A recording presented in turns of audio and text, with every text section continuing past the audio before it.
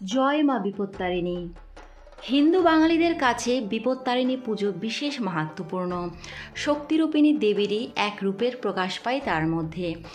আষাঢ় মাসের রথযাত্রা থেকে উল্টো রথের মধ্যে যে শনিবার ও মঙ্গলবার পড়ে সেই দিনগুলোতেই বিপত্তারিণী ব্রত পালন করা হয়। হিন্দু ধর্মে বিপত্তারিণী ব্রতের গুরুত্ব অনেক। দেবী দুর্গার 108 অবতারের অন্যতম এবং দেবী শঙ্করনাশিনীর একটি রূপ মা বিপত্তারিণী। ভক্তি মনে বিশ্বাসের সাথে পুজো করলে যে কোনো বিপদ থেকেই রক্ষা পাওয়া যায়। হিন্দু ধর্মাবলম্বীরা মূলত বিপদ থেকে উদ্ধার পাওয়ার জন্যই এই দেবীর পুজো করে থাকেন। সংসারের সব বিপদ দূর করতে হিন্দু মহিলারা এই ব্রত পালন করে থাকেন। এই পুজোর একটি বিশেষ নিয়ম হলো সব কিছুই 13টা করে উৎসর্গ করতে হয় দেবীকে।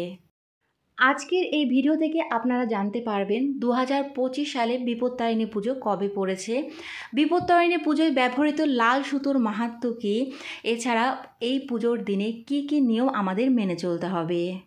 প্রথমেই জেনে নেব এবছরে দুটি বিপত্তারিণী ব্রত কোন দিনগুলোতে পড়েছে। প্রথম বিপত্তারিণী ব্রত অনুষ্ঠিত হবে বাংলার 13ই আষাঢ় 1432 বঙ্গাব্দ, ইংরাজির 28শে জুন 2025 সাল শনিবার। দ্বিতীয় বিপত্তারিণী ব্রতটি অনুষ্ঠিত হবে বাংলার 16ই আষাঢ় 1432 বঙ্গাব্দ, ইংরাজির 1 জুলাই 2025 সাল মঙ্গলবার। হিন্দু শাস্ত্রমতে মানা হয় এই পুজো করলে সব পাপ দূর হয় এবং বিপদের হাত থেকে রক্ষা পাওয়া যায়। এই পুজোতে ভক্তরা 13 রকমের ফুল ও ফল দিয়ে দেবীর ব্রত পালন করে থাকেন। এই পুজোয় লাল সুতোর ব্যবহার করা হয়, তা ভক্তরা হাতে বাঁধেন। সুতোটিতে 13টি গিঁট দেওয়া হয়। মনে করা হয় প্রতিটি গিঁটে দেবী দুর্গা থাকেন, তার সঙ্গে 13টি দুব্বাও থাকে। ভক্তদের বিশ্বাস সুতোটি সমস্ত অমঙ্গল থেকে ভক্তকে দূরে রাখে। অনেকেই সারা বছর এই সুতো হাতে রাখেন, আবার অনেকেই পুজোর 3 দিন পরে নদীতে বা গঙ্গায় ভাসিয়ে দেন। দেবী বিপত্তারিণী হলেন মা দুর্গারই আরেক রূপ। কথিত রয়েছে মন দিয়ে তার আরাধনা করলে ভক্তদের সব বিপদ থেকে উদ্ধার করেন তিনি। তবে এই পুজো করার জন্য কিছু নিয়ম মেনে চলা অত্যন্ত জরুরি। চলুন বন্ধুরা, এবার আমরা জেনে নেব বিপত্তারিণী পুজোর সময় আমরা কোন কোন নিয়মগুলো অবশ্যই মেনে চলব।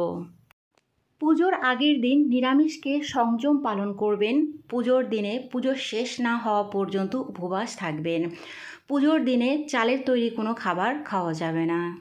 একটা কথা সবসময় মাথায় রাখা প্রয়োজন, পুজো কখনো অপরিষ্কার জায়গায় করা উচিত নয়। পুজোর জায়গাটি পরিষ্কার পরিচ্ছন্ন করে গঙ্গাজল ছিটিয়ে পুজো করবেন। অপরিষ্কার স্থানে পুজো করলে সংসারের সুখ শান্তি নষ্ট হয়ে যায়। নতুন বস্ত্র, নতুন সিঁদুর ও আলতা পরে মা বিপত্তারিণীর পুজো করতে হবে। পুজো করার সময় দেবীর উপাদান সামগ্রী সব কিছুই 13টি করে অর্পণ করবেন। পুজো শেষ করার পরে 13টি লুচি ও 13টি ফল আহার করতে হয়।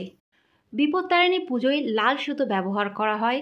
এই সুতো ভক্তরা হাতে বেঁধে থাকেন। সুতোটিতে 13টি গিঁট দেওয়া হয়। বলা হয় প্রতিটি গিঁটে দেবী দুর্গা থাকেন, এর সঙ্গে 13টি দুর্বা ঘাসও থাকে। বিশ্বাস ভরে সুতোটি হাতে পড়ে থাকলে সমস্ত অমঙ্গল থেকে দূরে রাখেন ভক্তকে মা বিপত্তারিণী।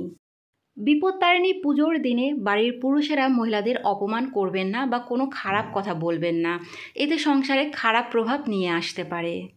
এছাড়াও বাড়ির মহিলারা যারা আপনারা বিপত্তারিণী পুজো করবেন তারা এই দিনে মিথ্যা কথা বলা, কলহ বিবাদ থেকে সবসময় দূরে থাকবেন। এই সকল নিয়মগুলো মেনে ভক্তি সহকারে দেবীর পুজো করলে মা বিপত্তারিণী আমাদের সমস্ত বিপদ থেকে রক্ষা করবেন। আজকের ভিডিওটা এই পর্যন্তই। যদি ভালো লাগে লাইক, কমেন্ট এবং শেয়ার করবেন। পরবর্তী ভিডিওর আপডেট পাওয়ার জন্য চ্যানেলটি সাবস্ক্রাইব করে পাশে থাকবেন। নমস্কার।